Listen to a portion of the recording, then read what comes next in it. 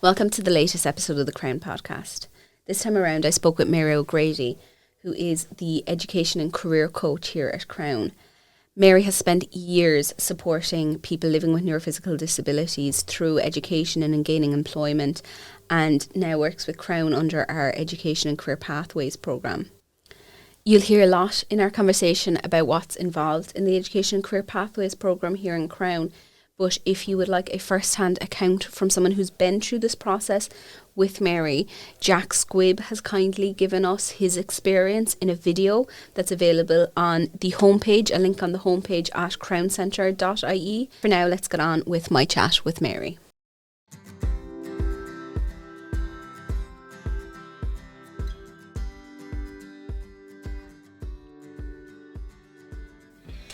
So welcome to the podcast, Mary. For anybody who doesn't know you, could you tell me a bit about yourself and your role here at Crann? Okay, so a bit about myself. I'm Mary O'Grady, as you said, and I have worked in the field of education and disability all my career, really, starting off as a resource teacher in second level a number of years ago now, and then I progressed from that to working as a rehabilitation officer with a rehab centre, particularly focusing at that point on people that had acquired a disability and helping those people then navigate a new direction with their career or with their education. And then following that, I went on to work in UCC as head of disability service. And as I came towards, a time in that journey in the university, I pursued a postgrad in coaching psychology. And so what today, really, in my next stage in life, I'm now combining my experience in the field of disability over 30 years with coaching psychology, and that's what I bring here to the Education and Career Pathways programme in Crann. I bring that knowledge and experience of education and the experience for people with disabilities pursuing education, and I sort of combine that then with the use of my mentoring and coaching skills to help people achieve their goals. That sounds really interesting. It sounds like you've had a really storied, I can imagine you've had a ton of stories that you could be telling from over the years. Yeah, and I think that's what it is, really, in linking with people. First and foremost, people are people, and disability is just maybe something that has gone on there in the background, but in enabling people and enhancing their ability to achieve a goal in their lives, it is about the story, and it's about helping that person then navigate that pathway or that journey to achieve their goal. What do you think is going through people's minds when they're approaching you for career or education supports? I think at that juncture maybe people feel a bit stuck, and they don't know what direction to take. And particularly a young person, as they're coming to the end of their second level education, that young person that maybe is in a wheelchair or maybe has some level of neurophysical disabilities, they're hearing their friends every day in school saying, oh, I'm going to college, or I'm going doing this, or I'm going doing that, and they feel like, well, what direction will my life take, and where will I go, and what is out there for me? So I think in coming to meet me here at the Crann Centre, there is, I think, initially that sense of like, oh, what's this all about? What is this Mary O'Grady going to do for me? And I think then very much from my understanding, first too, as a parent myself, having had 4 children who are now after going through education, but I can understand a young person's anxiety, apprehension, confusion, whatever it might be as they come in first. But so very much my first meeting or 1 or 2 meetings with the person is to put them at ease, to get them to understand I'm there in their space to help them, and I try to build a good rapport with the person, so we have a bit of fun together and we have a laugh about something, and then we get on to the nitty-gritty, to the business of exploring what the options are like for them as they navigate their career journey or their education journey, and that involves like setting a goal, as to what would be right for them, and then we explore all the options to try and achieve that goal. And of course then there's all the small steps to put to make that happen, or to make that feasible. It sounds like it's a very universal feeling to be unsure of that next phase, and then to have the challenges of maybe not needing that extra bit of support, or not having those routes being very clear to them. So that's what you bring, it really, isn't it? Yeah, and I bring it not alone, I feel, to the client, but also to the family, because you know, in many cases, and it's evolving more and more now, Orla, that you know, the family is very much central to the conversation as well. So whether that family being the mom and dad, maybe joining in on the conversation at the end of a session with the young person, or else it could be a sibling coming in and coming in at the end of the session and hearing, you know, this is what we plan to explore, this is what me being the facilitator and the client, you know, what might be the journey we are beginning to explore. So I think parents and family really they feel, I suppose, listened to by them coming in as well and being part of the conversation. And this is very much the ethos of Crann, you know, and the 2-gen model here in the Crann Centre, that any service offering, and the service offering I'm involved in is the education and career pathway, but that the client and the family are central to the conversation, whatever the conversation is with regard to the pathway in education or in employment. And I've heard that there are more and more parents accessing the service. What goes through the mind of a parent who might be coming to you for the service? Yeah, like I've had, that's very true, Orla. I'm seeing this being something that is evolving more and more in the past year and a half, where I think the parent sees the benefit of the career pathway program and what it has brought to their son or daughter, who are now embracing the opportunity of a new education experience, and they're seeing the success of that. They're seeing how much that experience is adding to the joy and the happiness and the fulfillment of their child. And I've had some great successes really in the past couple of years, where parents, and I think particularly it can often be the mom who has spent many years in a caring capacity with their child as they, you know, grew up and started school and then progressed through school. And now they feel they have a little bit more time in their lives when their child is growing in independence, and they want to be part of the workforce and part of, you know, an independent life again too. Yeah. So obviously we talk about education and career pathways as a holistic, let's say, service area, but there can be very distinct in terms of like what you want to achieve, your stage in life, your goals. And then there are also the nuances, like you said, between a parent versus a young adult.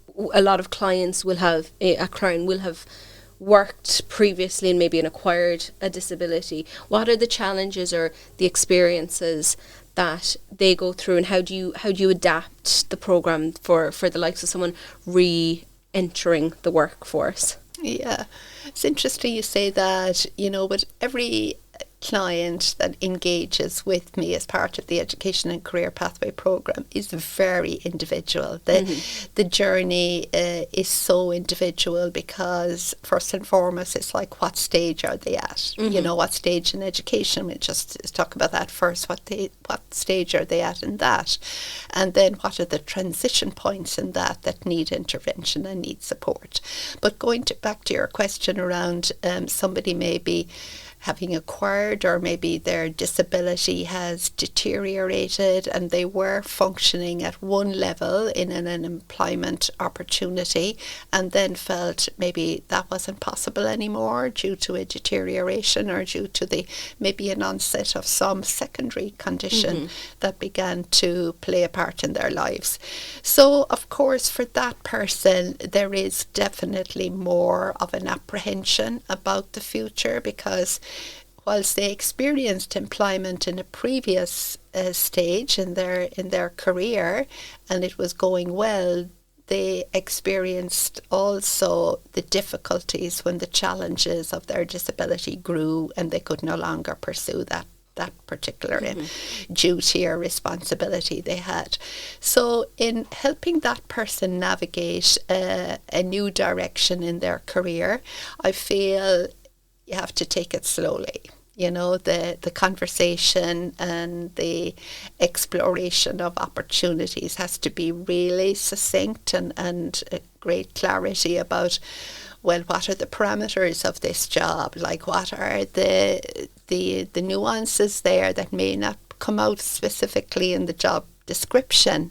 So it can sometimes mean actually, you know, visiting a workplace where that role is that they're interested in pursuing is part and parcel of the role in that employment area. And, you know, again, what I've done in the past with some of the people in that space is that I would have linked with the employer to see would there be an opportunity, first of all, maybe to shadow somebody that is in that work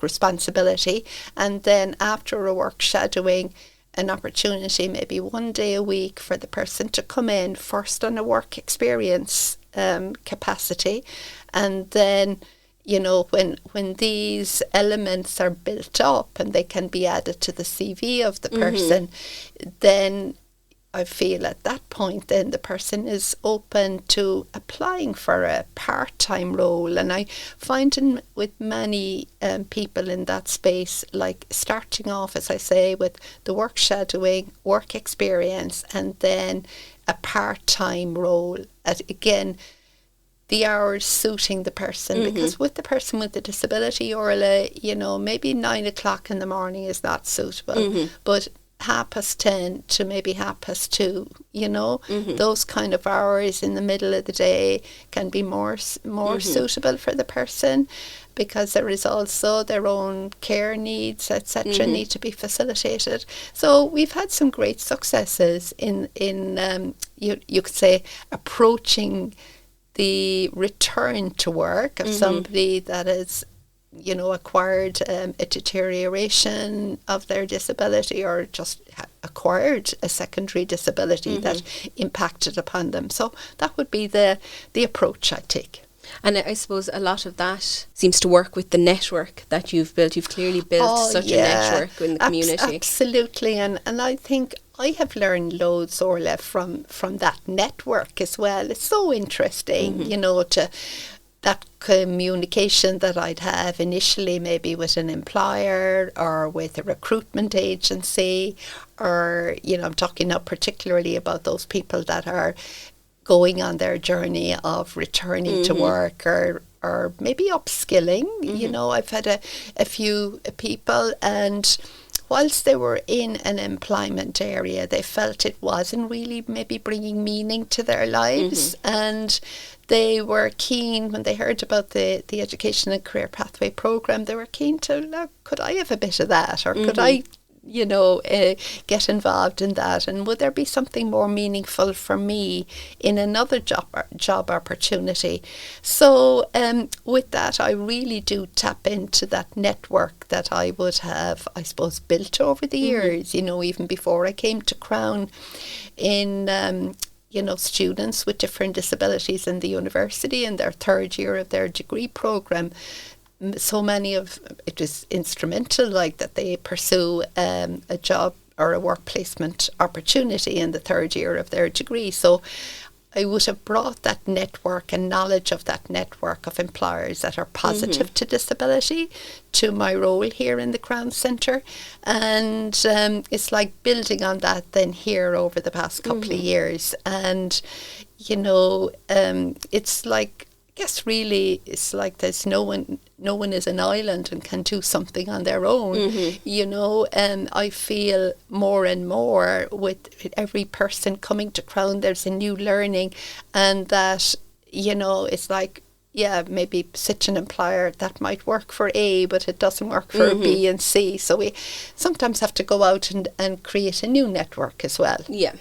And one thing as well that you're incredibly knowledgeable and supportive is in that area of educational transitions, and I suppose the supports that are available, subject matters, subject choices, and identifying pathways. What do you recommend parents and children think about when they are thinking about those points in their lives where they're making those decisions? What should be going through their head? What should they be focusing on? I think very much the first thing they need to focus on is having that conversation maybe at the kitchen table with their child. Like, what subject do you enjoy in school? What is it? What is it then about that subject that you enjoy? And also, finding out, like, well, how do you learn? Do you learn best by listening? And so many young people today, they find it hard maybe to take in the knowledge there inside in the classroom. But if they go home in the evening and they listen to a podcast, or they listen to a webinar, or they go on to YouTube and they hear some more about it, that's maybe how they learn. Or they're a visual learner and they love seeing, they can tap into web pages that are like very visual, and they get it. So definitely the first point is to have that conversation about what works for them, what do they enjoy doing in their free time. What is it about history, let's say, that intrigues them? Is it the characters in history? Is it like, or more people are really into the, all the data, like, of like who took whatever role in a war, and who was the winner or who was the loser, and the dates of when something happened in history. Because some people are brilliant at keeping up, you could say, that numerical data in their head, whereas more people then, maybe their love is English and they just are really literary people, and they're good both, at the assimilation of knowledge of something in a literate capacity, and also at the transference of that to paper, and very much as well in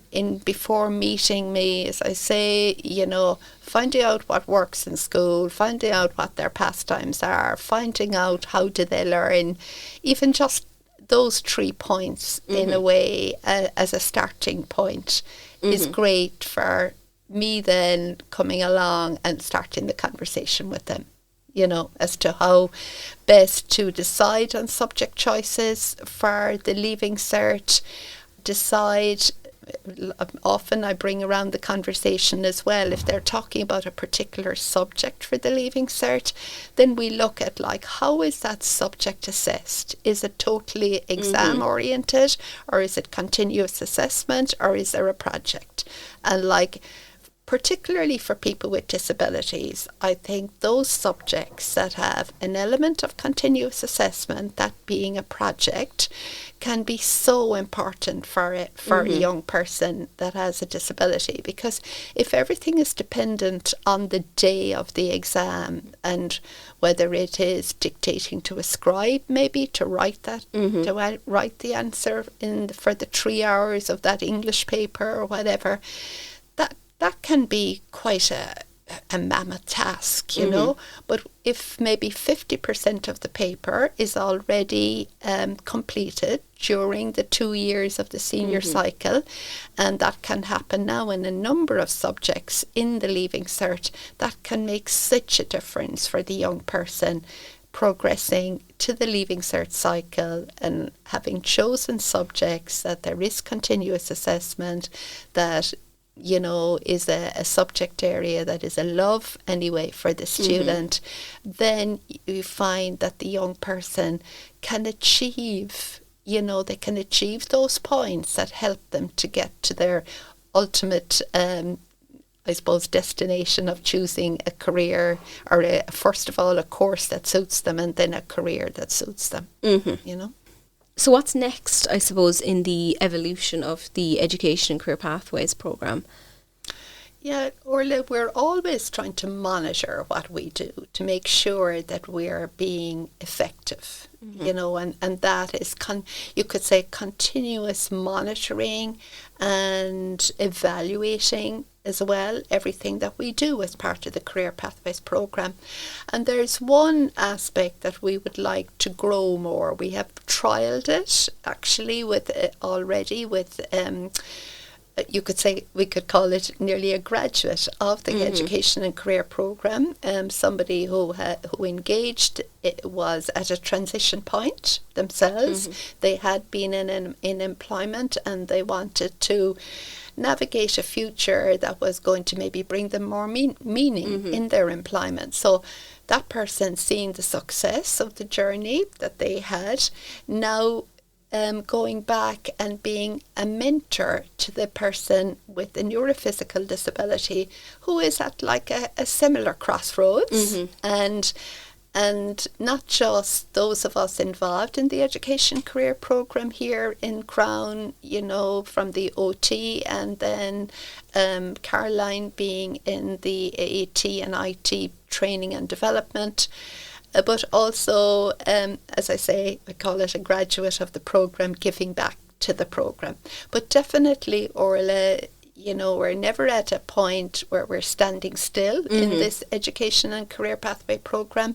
We're always continuing to evolve and change and develop as a result of our continuous monitoring and continuous assessment of the value of the service to not just the client of Crann, but to the totality of the family, keeping in mind continuously the model of care here in Crann, the 2-gen model of care, because that is central to everything that we do. And it doesn't, the programme doesn't run in a silo either. Like I'd imagine there's a lot of work in terms of exposure and returning to the community environments that involve maybe the health and continence team, the occupational therapy team. Absolutely. How does that?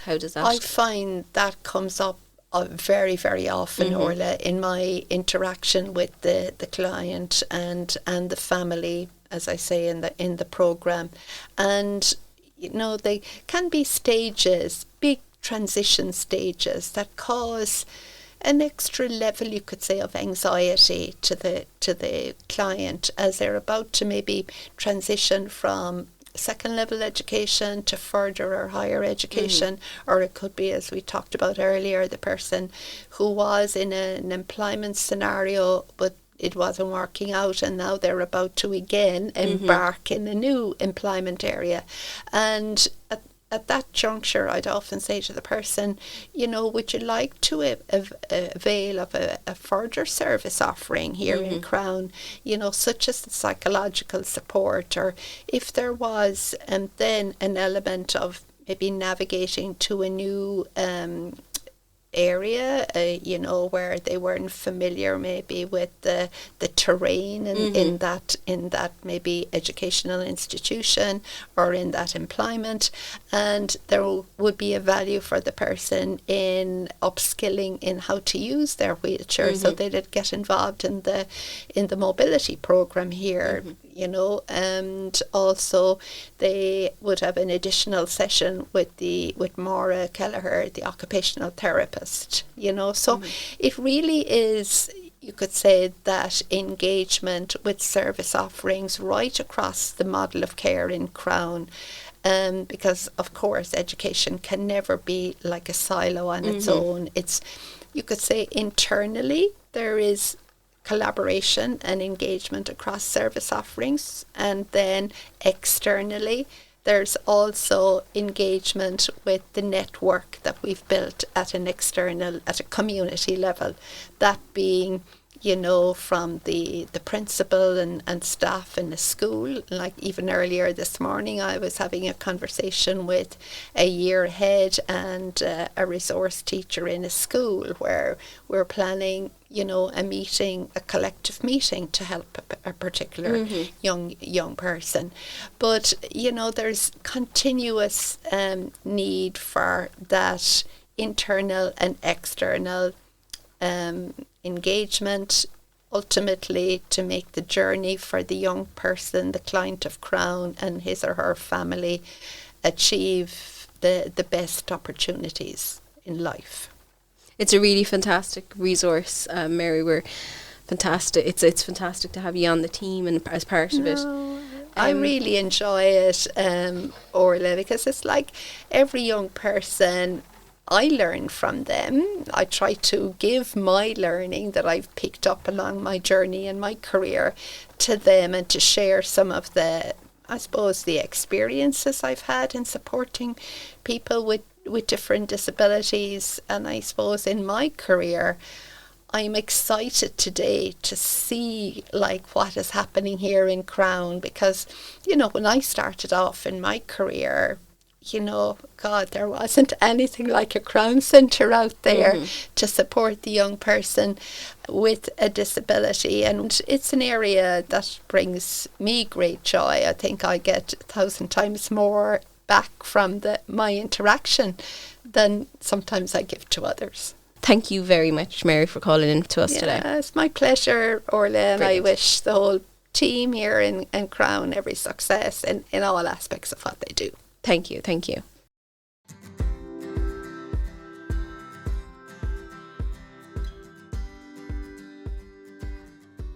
This podcast has been recorded at the Crann Centre. For more information about the topics discussed in this episode, please see the show notes in the description. For more information about the supports Crann provides to families living with neurophysical disabilities in Munster, please see www.crawncentre.ie.